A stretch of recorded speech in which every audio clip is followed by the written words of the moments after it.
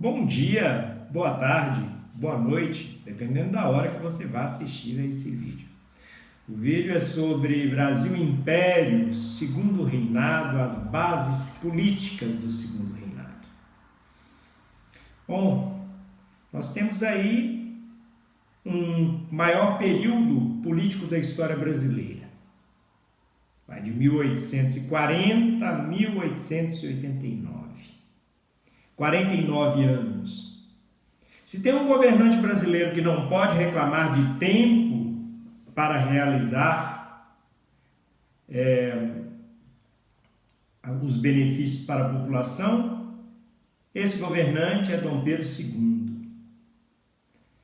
Bom, Dom Pedro II, ele vai governar o país a partir de 1840, ainda adolescente, coroado aos 14 anos, a partir do golpe da maioridade, e recebe aí um país para governar, onde as suas elites estão em conflitos armados, e existem guerras civis no sul, no norte, no centro do país. Ele precisa resolver essas guerras civis, a cabanagem, a balaiada, a farroupilha e novas guerras civis que surgem, como as revoluções liberais de 1842 em São Paulo e em Minas Gerais e a Revolução Praeira de 1848 a 1850 em Pernambuco. Que tipo de estrutura política nós tínhamos nesse período? A estrutura política definida pela Constituição, outorgada pelo pai de Dom Pedro II, Dom Pedro I, em 1824. Quando Dom Pedro II assume, ele faz outra Constituição? Não. Então a Constituição é a mesma. Então uma Constituição autoritária, uma Constituição absolutista, no sentido de que ela criou um quarto poder exercido pelo imperador, o poder moderador, que acabava inutilizando os outros três poderes. Pelas atribuições do poder moderador, ele poderia interferir no legislativo, no executivo e no judiciário. Em 1847 foi feita uma reforma para se criar um sistema parlamentarista no Brasil, mas esse sistema parlamentarista será às avessas, invertido, ao contrário. E será invertido ao contrário em relação a qual sistema parlamentarista? Ao sistema britânico, ao sistema inglês. Como que é no sistema britânico? Como que é no sistema inglês? Primeiro ocorrem as eleições. As eleições vão definir o partido com maior número de cadeiras no parlamento. Esse partido com maior número de cadeiras no parlamento tem o direito de indicar o primeiro-ministro, o governante inglês. O rei participou do processo? Não. Desde 1689, na Inglaterra, o rei reina, mas não governa. Quem governa é o parlamento. Então, as eleições definem quem serão os governantes. Isso no modelo inglês. O modelo brasileiro do Segundo Império, do Segundo Reinado, ele é às avessas. Ele é invertido. O povo, os eleitores, são o que menos importa. A coisa começa de cima para baixo. Começa com o imperador escolhendo quem será o seu presidente do Conselho de Ministros, quem será o seu primeiro-ministro. E diz para ele, vai lá e forma o seu gabinete para governar. Esse gabinete já formado convoca as eleições viciadas, eleições fraudadas. O voto era aberto, não era secreto. Os coronéis comandavam os processos eleitorais de maneira violenta. As eleições de 1840 ficaram conhecidas como as eleições do cacete, dada a tremenda violência das nossas elites. E por que é das nossas elites? Porque esse período não é um período democrático, ele é um período autoritário, elitista. Só vota quem tem renda, só é votado quem tem uma renda maior ainda. Então, o poder dos coronéis é que define o resultado da eleição. Quando Pedro II escolhia entre os dois partidos do segundo reinado, ele já definia quem que ia governar, qual partido que ia ganhar as eleições. Porque o que graçava era a fraude eleitoral. Era um regime corrupto. Quantos partidos tínhamos? 2 partidos. O Partido Conservador e o Partido Liberal. O Partido Conservador, ou os Saquaremas, era o grupo que argumentava que a monarquia constitucional deveria permanecer inalterada e centralizada, enquanto o Partido Liberal pensava em reformas na Constituição e um maior federalismo, um maior poder para as províncias do Império. Mas eles não tinham grandes diferenças ideológicas ou diferenças de propostas, porque a composição social dos 2 partidos era a mesma. Os 2 partidos tinham ali membros das elites brasileiras, elites proprietárias de terras e proprietárias de homens escravizados. Os 2 partidos não mexeram no sistema escravista latifundiário brasileiro, não mexeram na estrutura social perversa. É claro que sempre vai ter um ou outro deputado que defende, por exemplo, a abolição da escravidão. Durante muito tempo, Joaquim Nabuco, dentro do Partido Liberal, foi o único deputado abolicionista. Ou aqueles que defendiam que tinha que se ter uma política educacional de massas, que deveria alfabetizar toda a população, mas era a minoria. O que prevalecia eram as elites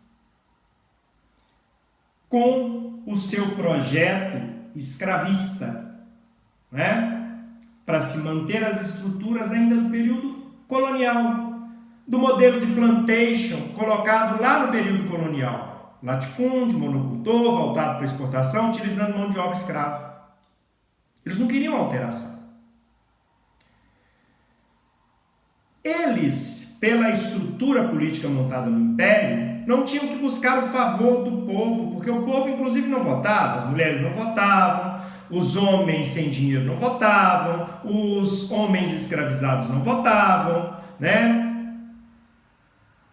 Mesmo a parcela da população que votava estava sujeita aos desmandos dos coronéis. Vamos lembrar que a Guarda Nacional foi criada lá em 1831, no período das regências. Então esse poder dos coronéis, ele não vai se interromper, não. Ele vai perdurar até na época da República. Eles vão controlar os processos eleitorais. Mas e se o processo eleitoral não der a vontade do imperador? Ele pode convocar novas eleições. Em seus 49 anos de governo, Dom Pedro II fechou o parlamento umas 4 vezes. Mudou de gabinete umas 50 vezes. O que é o gabinete? É o conjunto dos ministros. Ministro da Economia, ministro da Guerra, ministro do Interior e assim por diante. Os membros, então, dos 2 partidos, do Partido Conservador e do Partido Liberal, então buscavam o favor do imperador e não o favor do povo. E é por isso que é parlamentarismo às avessas. Sim, mas eles são também a base política do Império. A base política do Império são as elites do Sudeste, que agora estão assentando o seu poder econômico e social num novo produto, o café. O café vai fazer do Sudeste a região mais rica, suplantando, portanto, o Nordeste, que na época colonial era a região mais rica. Durante o segundo reinado, a gente vai assistir à expansão da economia cafeeira. O Brasil se tornará o primeiro produtor mundial de café nesse período. Bom, Esse período do Império, normalmente, a gente subdivide em pacificação, que vai de 1840 a 1850, né? Que é colocar fim às guerras civis. Vamos lembrar que guerra civil é brasileiro matando brasileiro. Período do apogeu, que vai de 1850 a 1870.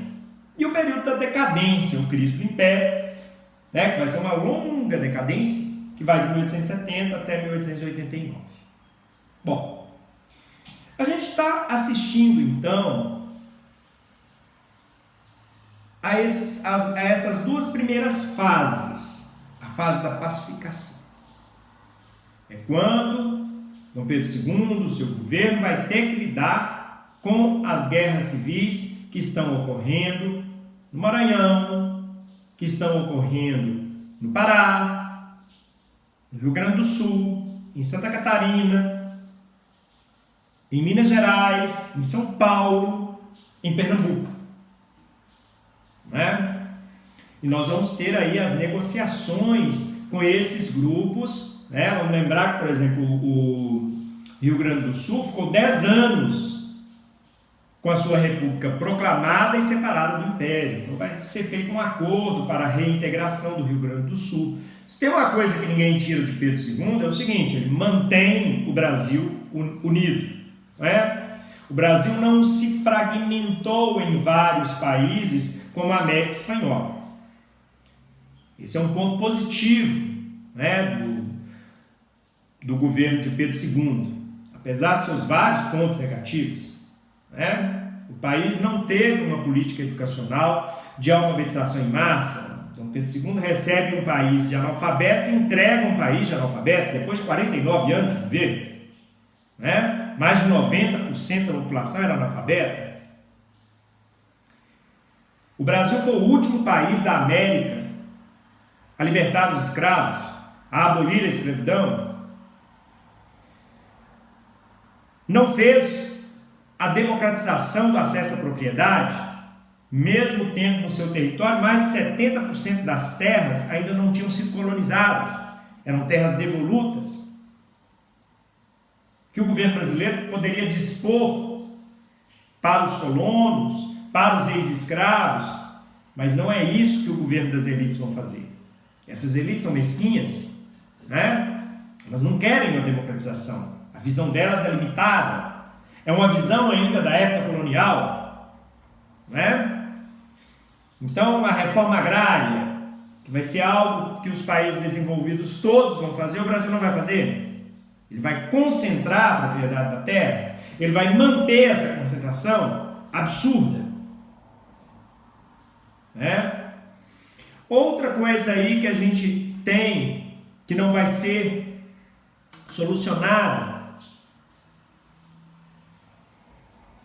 o Brasil não vai fazer no século XIX uma malha ferroviária capaz de unir as regiões mais desenvolvidas às regiões mais atrasadas economicamente, como fez os Estados Unidos, como fizeram os países europeus no século XIX. Por quê? Porque não vai ter planejamento. As ferrovias que surgem por iniciativas particulares de interesses limitados, simplesmente escoamento do café para os portos, e não com um sentido estratégico de ocupação do território, de integração das regiões mais desenvolvidas com as menos desenvolvidas, como fez a exemplo dos Estados Unidos na mesma época. Muito bem. Então nós temos aí uma realidade social e econômica perversa, tá? E tudo tratado com muita turbulência, com muita violência. Vamos lembrar que esse país é um país escravista. Então, nas cidades brasileiras, no centro da cidade tem um lugar de tortura de seres humanos. Tortura pública. É uma época em que a maior parte dos brasileiros anda armada, onde os poderosos têm milícias armadas, chamados coronéis. Então você tem essa realidade, Pedro II liderando esse país e com muita truculência vai resolver essas guerras civis. Tá. Ele começa a organizar um arcabouço jurídico, ou seja, um sistema de leis que permitisse algum desenvolvimento autônomo ao Brasil.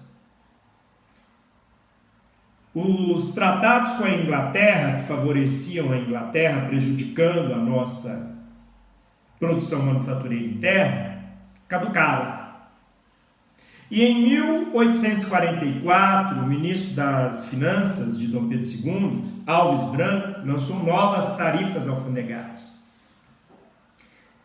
As chamadas tarifas Alves Branco estabeleciam que, se o produto tivesse similar no Brasil, seria 60% de taxa alfandegária, de taxa de importação. Se não tivesse similar no Brasil, seria 30%.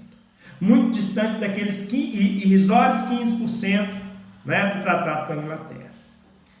Isso permitiu que surgissem indústrias no Brasil. Durante todo o primeiro reinado não surgiu, durante o período regencial não surgiu. As primeiras indústrias brasileiras vão surgir depois das tarifas Alves. Bom, os ingleses, claro, não ficaram nada satisfeitos com isso. E eles vão retaliar o Brasil. O Brasil, como grande país importador de seres humanos escravizados, né, não tem orgulho nenhum nisso, né, ele vai ser atacado pela Inglaterra através do Bill Aberdeen, de 1845.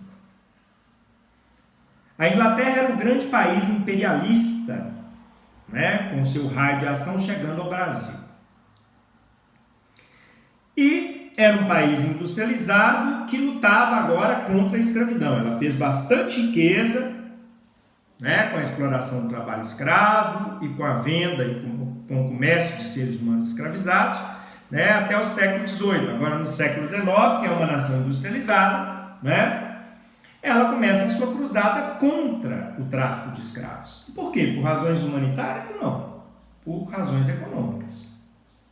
A lógica do processo industrial é a produção em massa e em série. E, portanto, é necessário mercado consumidor. O escravo ele é produtor, mas ele não é um consumidor regular. A lógica do capitalismo industrial exige que o trabalho seja livre e assalariado para que o trabalhador possa ser um consumidor daquilo que ele produz na fábrica. Muito bem. Nesse sentido, a Inglaterra lança Bill Aberdeen, que permite a ela o direito de apresar navios, os chamados navios negreiros, né, os navios de comércio de seres humanos escravizados da África para o Brasil. Isso, então, é um ataque a nações escravistas como o Brasil. Vamos lembrar que o Brasil foi o último país a acabar com o tráfico de escravos na América e acabar com a escravidão na América. Pressionado pela Inglaterra, pressionado também pelas revoltas dos escravos, pela sociedade organizada que já montava sociedades abolicionistas, né? Nós temos em 1850 a Lei Eusébio de Queiroz. Ela acaba com o tráfico de escravos da África para o Brasil, se tornando, portanto, ilegal. O tráfico agora só poderia ocorrer se fosse interno de uma província para outra, por exemplo. Não é? Bom, mas então a escravidão acabou no Brasil em 1850? Não, só o tráfico de escravos. Escravos, a partir de 1850, só crioulos. O que quer dizer isso, crioulos? O escravo nascido no Brasil, era o termo usado. Né? Bom, nós vamos ter, com a Lei Eusébio de Queiroz, com as tarifas Alves Branco. Então, as tarifas Alves Branco, Lei Eusébio de Queiroz, os lucros do café, tudo isso vai permitir o surgimento de indústrias no Brasil. Né? São novos investimentos. E que ficou conhecido como Era Mauá. Né? Isso por causa do barão e visconde de Mauá, Irineu Evangelista de Souza, um capitalista brasileiro que vai se tornar o homem mais rico da América Latina por um determinado tempo, né? Ele vai criar bancos, estaleiros, né? E durante esse período aí, é ele que vai fundar a primeira ferrovia, vai construir a primeira ferrovia do Brasil. Ele vai ser o responsável pela iluminação a gás no Rio de Janeiro, interligar o Brasil à Europa por cabo telegráfico, né? Terá grande poder aí, mas vai enfrentar inimigos poderosos, né? Os banqueiros ingleses, os Rothschild, né? Que primeiro serão seus sócios, mas depois serão adversários, né? E vai à falência, né? Vai ser destruído pelos ingleses, junto com parcelas das elites. É aquilo que eu digo sempre, né? É um erro a gente dizer que é a elite, são as elites brasileiras, né? Que muitas vezes tramam contra o próprio país, né? Então seria uma oportunidade, né, a industrialização do Brasil. Mas isso não virá no século XIX, né? A Era Mauá é apenas um surto de industrialização. A industrialização brasileira ocorre mesmo só no século XX, né? E será estruturada a partir da Era Vargas. Bom, essa indústria também é uma indústria que a gente chama de substituição de importação. São indústrias de alimentos, são indústrias têxteis, de móveis, de calçados, né? Outra coisa aí que a gente vai observar é a formação de dois grupos entre os cafeicultores. O grupo do Vale do Paraíba, né? Que são cafeicultores mais ligados ao trabalho escravo, ao modelo tradicional de latifúndio, monocultura, escravidão, exportação, e o grupo do Oeste Paulista, não é? Um grupo mais empresarial, mais atento aos limites do trabalho escravo, né? Vamos lembrar que economicamente o trabalho escravo, depois da Lei Eusébio de Queiroz, se torna bem inviável, né? O preço dos seres humanos escravizados ele quadruplica muitas vezes depois da Lei Eusébio de Queiroz. Então se torna muito caro manter o trabalho escravo. Então os cafeicultores do Oeste Paulista, boa parte deles começa a perceber isso e começa a migrar para o trabalho livre, não é? O Brasil vai atrair na segunda metade do século XIX levas e levas de imigrantes europeus que estavam fugindo da fome na Europa, fugindo das guerras europeias, né? E vem tentar a vida no Brasil, tá certo? E esses imigrantes vão trabalhar nas fazendas de café, mas não como escravos, como trabalhadores livres. Então o Brasil vai acabar com a escravidão nesse período? Não, ainda não, né? Vai conviver aí o trabalho livre com o trabalho escravo, contaminando, portanto, também a relação do trabalho livre. A escravidão é uma corrupção absurda da sociedade brasileira. Ela corrompe toda a estrutura da sociedade e da economia brasileira. Não é? Um problema muito grave, que vai ter que ser enfrentado aí no segundo reinado, mas foi enfrentado com muita leniência, foi enfrentado com muito pouca rapidez, para dizer o mínimo. Né? O processo abolicionista no Brasil levou 38 anos, tudo para tentar agradar as elites, não é? Bom, essa foi a aula, né, sobre as bases políticas do segundo reinado. Mais adiante, nós vamos ter a segunda parte desse assunto. Muito obrigado, boa sorte e até a próxima.